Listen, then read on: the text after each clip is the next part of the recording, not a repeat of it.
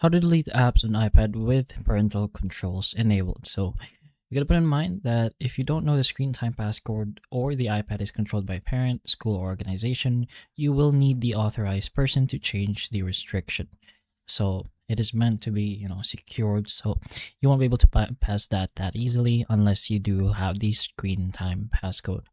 But if you want to actually change it and you do know the screen time passcode, just go ahead into your iPad settings, scroll down until you find screen time, which is right here.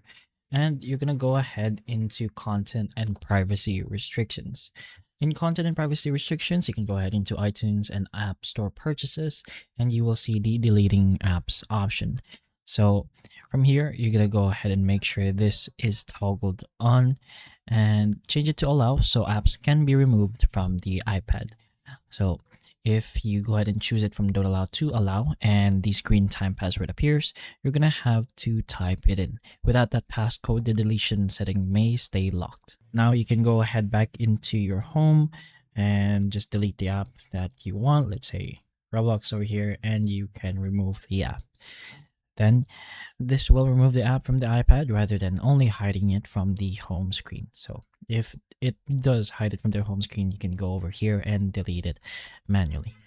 Then you can turn the restriction back on if you want to. So go ahead back into your settings and just put it on don't allow. So again, if you don't know the screen time passcode or the iPad is controlled by a parent, there isn't much you can do unless the authorized person is willing to help you. But hopefully this video does help. If it can, please like and subscribe for more videos like this, and that's all.